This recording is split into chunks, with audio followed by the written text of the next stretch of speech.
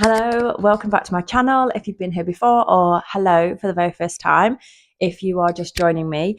My name is Kelly Joanne. I'm a brand and marketing consultant. I help solo entrepreneurs and SMEs to understand all of the bits of marketing, get them organized, think at a strategic level, and be their marketing consultant either in their pocket through the Marketing Confidence Club for solo entrepreneurs or one-to-one as a marketing consultant. So that's what I do. I thought I'd just jump on and quickly do a video because I had a topic in my mind that's been like, when you've got one bouncing around in you, and I was like, I'm just gonna have to speak this out. So I thought I'd jump on. Also because I've got makeup on, and then I realised, okay, you're just wearing the same fleece as most of your other videos. It's winter in the UK. Well, autumn, the end of autumn. We changed the clocks back on Sunday, which is kind of exciting. I like a cozy evening with the fire on, candles on, all of that stuff, and bubble baths and things. So I'm going to be wearing this. Like, let's not pretend that we're anything other than what we actually are here. I will be wearing this and have been wearing this for quite some time. Obviously washing it, so that's the most important thing. And I'm in a second bedroom of the house and got a tripod with me. My sweet cat.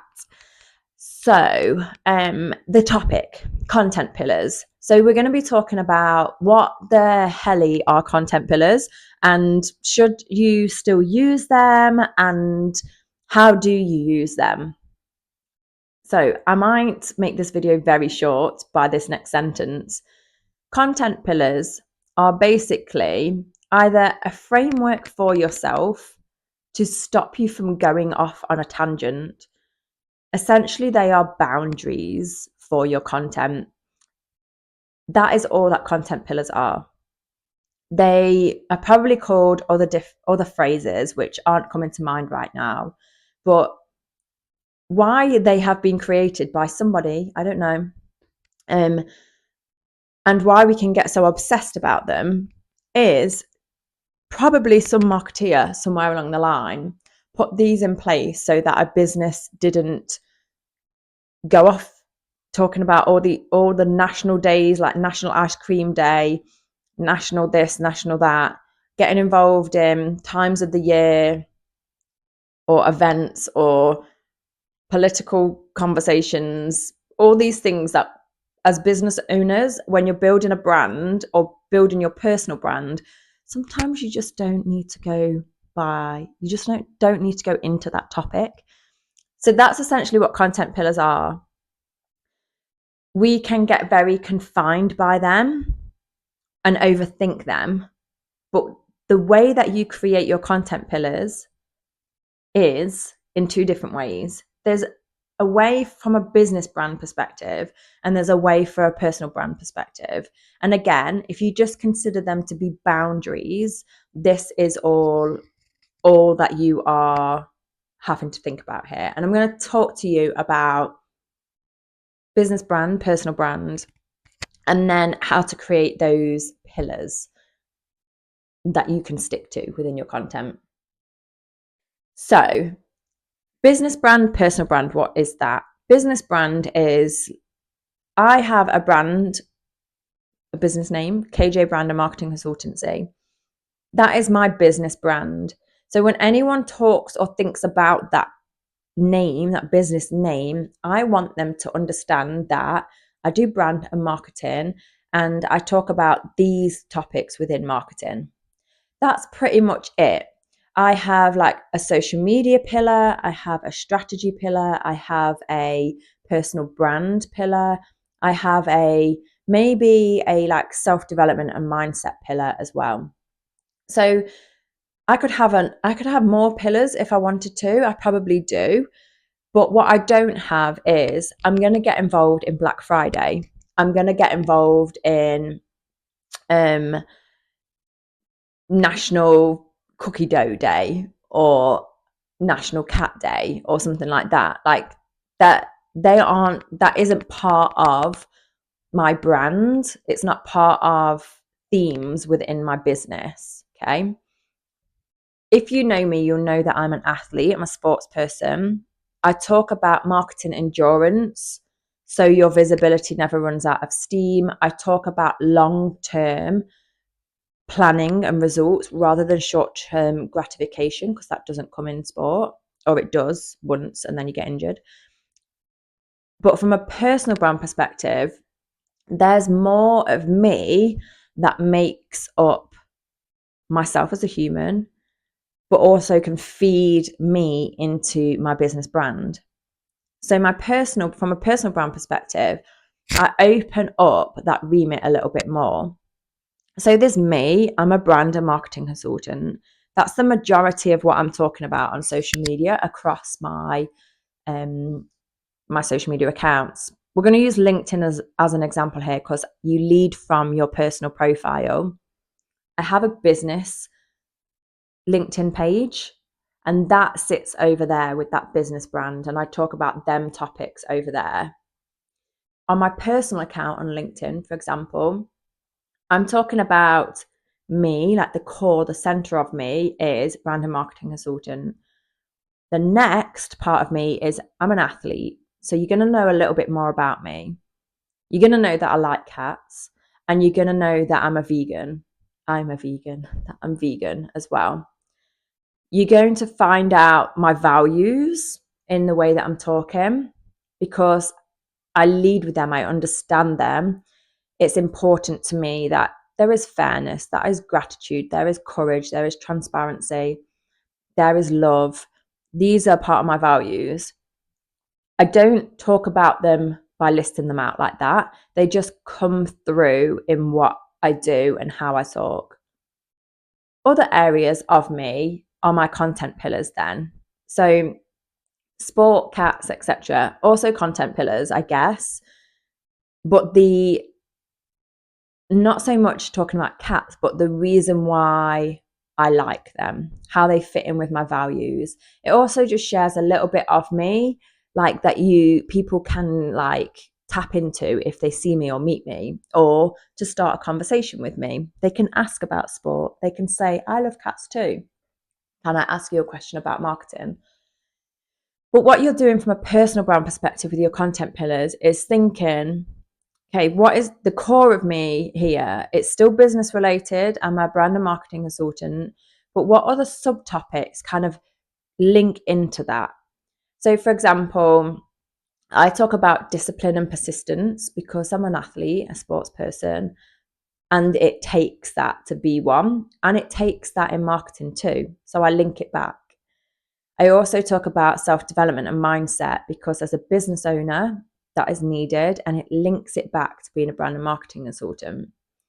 And then I also talk about what other things do I talk about? Just being a business owner in general, like the journey, the things that you need to do, the people that I meet, because it links back to being a brand and marketing consultant.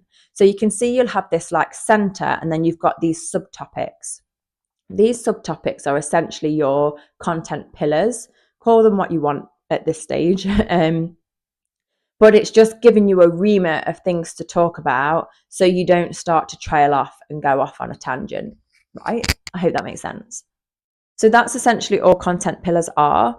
And you have to set habits around what you're talking about. So for some people, this is great and it works really well. For other people, they'll be like, oh, I just want to talk about this. But you have to pause and think, is it going back to the core of me? Is there an analogy? Is there a tie back, like a hook back in, a shoehorn back in to being a brand and marketing consultant, just as my own example? Or do I not need to be talking about this? Like, is that someone else's topic? Is that something in the world that's happening that I do not need to get into right now? Because you will find that we have been programmed from social media, having personal Facebook accounts, personal Instagram accounts, that you might have a tendency or a feeling inside just to share and air, and that's not what business brand or personal brand is about. It's about ensuring that when people think of you, they're not just thinking of the best version of you, or like, she's got it all together, or she's amazing. They're thinking, I trust that person. She's got enough knowledge about this topic, but she also knows about this and this and this. She's great at this too. She's really open and honest. She's transparent. She's all the values that you feel, and they feel that too. So that's why you have these subtopics and content pillars, to ensure that people are seeing a version of you that you want to be known for, and also what you're aiming for in the future. I don't want people thinking of me as someone that's stressy or emotional or moody, even though I might be some days and I'm at home doing that. I also am not going to shy away from the fact that I am like that, but I don't need to express myself in that way on social media. And that certainly will not build my business and my brand. You wouldn't go to a networking event and act in that way. So we're not going to allow our energy to leak into our social media content, because that's not the version of us that we want people to buy into. We want to be balanced, realistic, human for definite, but we want to be a thought leader in our space as well. So I hope that's really helpful to define and explain what content pillars are, and for you to be able to think and sit back, okay, business brand, what am I going to talk about? It's like professional content over here. Personal brand, you can go a bit like wavy around the lines here, but what do you want to be known for? If you really sit with yourself and think, who am I? What do I love? What am I really passionate about? That's what I want to be known for. It's easy. That's why this self-development work is so damn important, because it enables you to tap into those topics that will help you build your personal brand. So for example, just before I go, I can go to a networking event and I'll talk about, I'm a brand and marketing consultant, and people will just be like, As soon as I say that I'm a triathlete, an athlete, or a Forex trader, they're like, bam, hello. And they wake up and they're like, ooh. And people have come to me and said, you're that triathlete marketing consultant, aren't you? And I'm like, okay, personal brand, it's working.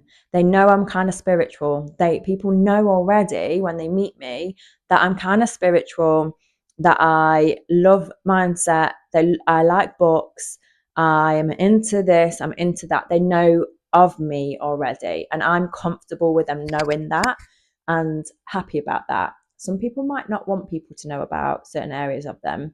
So just keep it within your boundaries of your business brand. Hope that makes sense. So I'd go way more into these topics and teach this within the Marketing Confidence Club.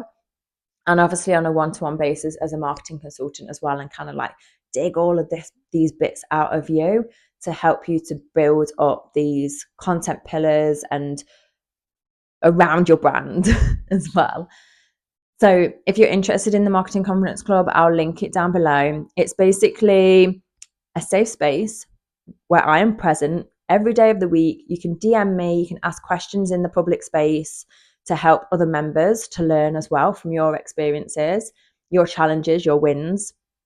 I run live training sessions in that space on a fortnightly basis, and then I'm sharing inspiration and insights and algorithm changes and things that I'm seeing clients do that is working well, and changes here, and all the things that are happening in the marketing industry, as well as podcasts that I'm listening to that are helping me with my mindset, or events, anything like that that's coming up. The most important thing though in it is that you get the training, you learn all of the fiddly bits in marketing, and then you get a strategic lens on it as me as a strategic marketing consultant, and you're able to sit back, do the homework, come in, ask a question when it's needed, and I'll be there to help you.